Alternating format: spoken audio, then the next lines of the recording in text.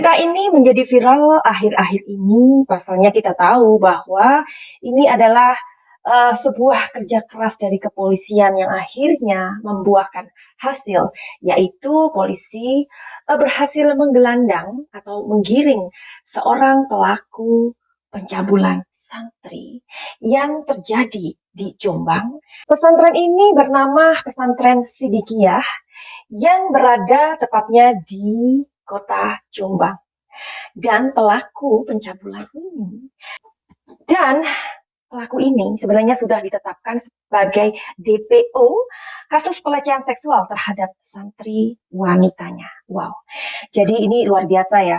Kita berpikir bahwa polisi itu tinggal jemput aja, atau ketika mendapatkan laporan-laporan dari para korban, polisi ini dapat menciduk atau menggelandang atau memaksa. Ternyata tidak terjadi di sini.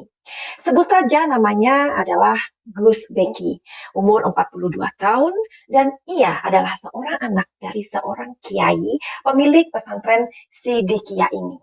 Jadi ternyata Gus Beki ini sudah menjadi DPO beberapa santri yang melaporkan tindak dari pelecehan seksual ini.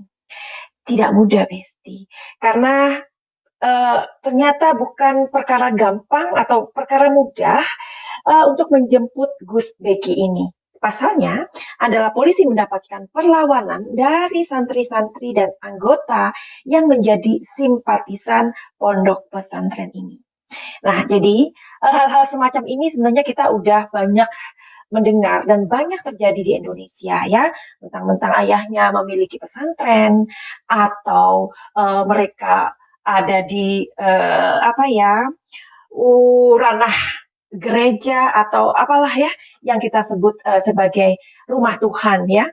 Tetapi toh hal-hal seperti ini, pelecehan seksual dan pelanggaran-pelanggaran norma bisa saja terjadi.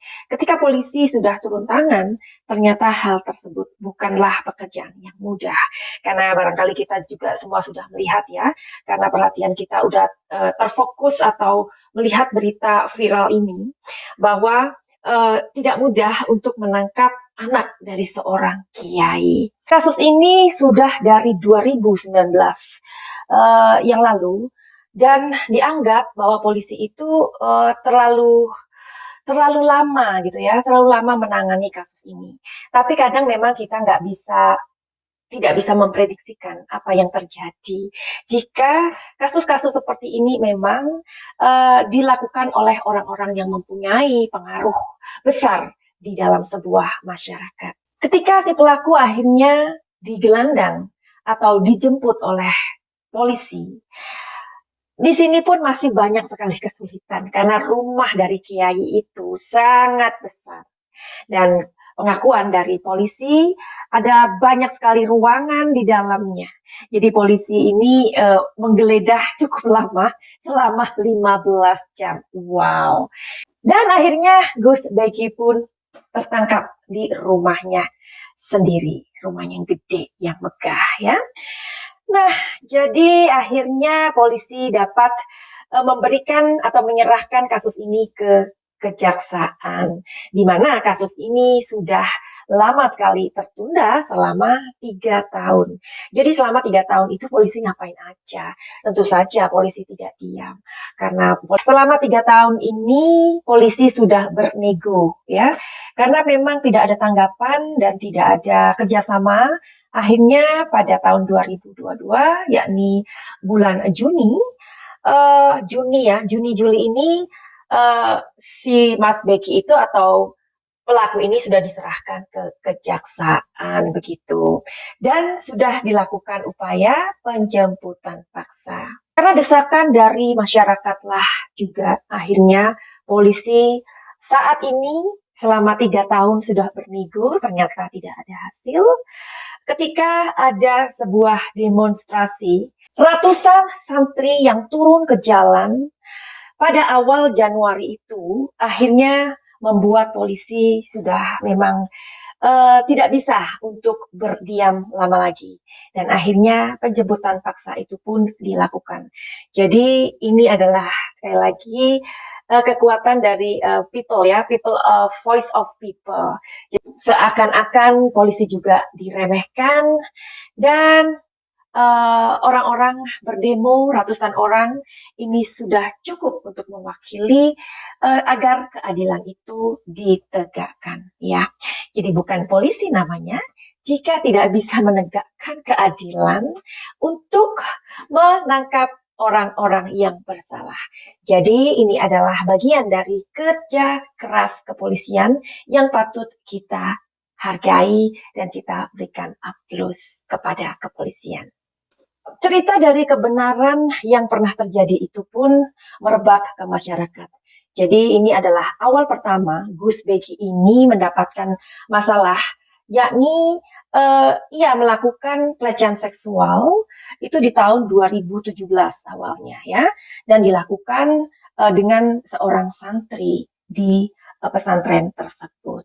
Beki ini melakukan pelecehan seksual sebanyak 2 kali, di mana korban pertama ini langsung melaporkannya kepada pemilik pesantren dan grup WhatsApp di pesantren tersebut.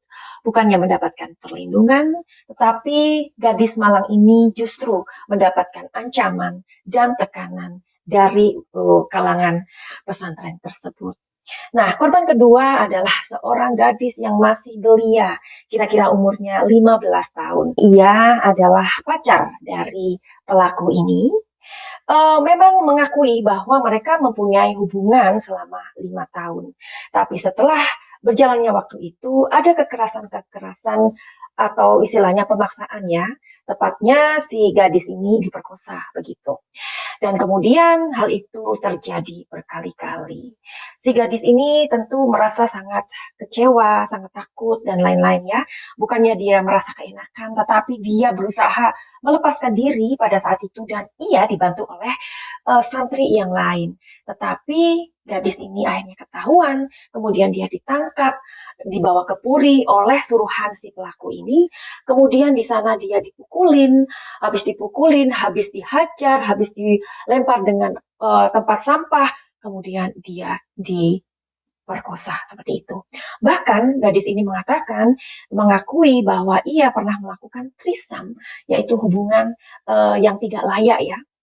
Jadi yang dilakukan oleh 3 orang sekaligus di sebuah hotel. Dan cerita-cerita pun berkembang akhirnya di mana korban-korban dari pelaku ini berguguran. Maksudnya ternyata ia banyak sekali memakai santri-santri tersebut, bahkan digilir begitu ya. Menurut cerita dari saksi yang tidak mau disebut namanya, dia mengatakan bahwa pelaku ini selalu mengatakan bahwa ia mempunyai ilmu sakti. Untuk mengelabui atau melampiaskan nafsu bejatnya itu, pelaku ini mengatakan ia mempunyai ilmu yang sangat sakti, yang kalau orang itu tidak akan memenuhi keinginannya akan bla bla bla bla.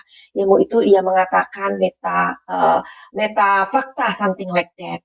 Nah, jadi ternyata korbannya ini bisa digilir satu malam itu sampai 5 orang.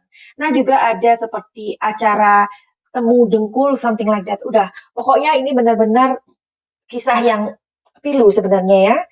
Jika saja polisi melakukannya dari awal atau mungkin setahun setelah terjadi atau pelaporan dari para saksi itu, barangkali ini juga tidak seperti sebuah pembiaran ya. Jadi sebuah pembiaran itu benar-benar membuat orang seperti mereka ini menjadi keenakan begitu. Apalagi ya pelaku ini juga banyak sekali teman-temannya dari lingkungan artis. Jadi sangat-sangat disayangkan citra dan wibawa dari seorang bapak yang membangun pesantren ini ya. Kita tahu pasti itu memerlukan perjalanan yang sangat panjang ya, sampai akhirnya banyak santri yang tinggal di sana. Dan akhirnya tercoret begitu saja. Apalagi ketika ada pelaporan-pelaporan ternyata bukannya mereka ini melindungi ya, memberikan pembelaan atau bagaimana, ternyata justru mendapatkan ancaman dan teror. Ini yang aku benar-benar nggak mengerti ya. Dulu ya di luar negeri, di Eropa itu, hal-hal seperti ini sangat terjadi ya di lingkungan gereja, karena kita tahu ya di luar negeri itu kan banyak sekali atau memang mereka mayoritas Katolik something like that. Tapi sekali lagi ini bukan masalah agama yang kita mau luruskan di sini, yang kita mau apa ya ulas di sini sama sekali enggak. Karena setiap agama itu pasti menjalankan atau pastilah semua agama itu baik ya. Bagaimanapun agama itu adalah sebuah pondasi ketika manusia ini menjadi manusia, bukan menjadi something else seperti pelaku ini ya. Hari ini kita mau belajar aja ya, sebenarnya pesan apa sih yang ingin disampaikan semesta kepada kita. Itu aja ya. Oke, karena kita juga sudah cukup bahagia bahwa polisi sudah uh, menggelandang pelaku ini, yang mana dia juga berkoar-koar dan tidak mengakui perbuatan bejatnya ini. Oke, kita akan tarik energinya dari kartu ini. Existence, creativity, understanding. Oke. Mudah-mudahan dari kasus ini kita semua belajar bahwa agama itu bukan sebuah alat ya, bukan untuk kedok, bukan untuk seseorang bisa terhindar dari jerat hukum ya, karena agama itu sesungguhnya adalah contoh dari para rasul, para nabi yang harus kita ikuti. Ini ada creativity. Creativity itu adalah kadang agama itu juga dibuat untuk sebuah tameng, menutupi sebuah kejahatan. Ya, dan di sini adalah saat itu terjadi dan manusia akan terlepas dari hakikatnya. Jadi disayangkan banget ya untuk hal ini, dan mudah-mudahan ini nggak terjadi lagi di mana saja. Jadi siapapun, apapun agamanya, marilah kita menjadi manusia yang benar-benar memanusiakan manusia dan berlaku seperti manusia. Itu aja. Finally, begitu aja. Buat kalian yang mempunyai masalah apa saja, atau ingin healing atau pengobatan luka-luka batin atau pengobatan penyakit emosi, ya mungkin kalian merasakan ada gangguan-gangguan dalam diri ini yang nggak benar, segeralah diobatin.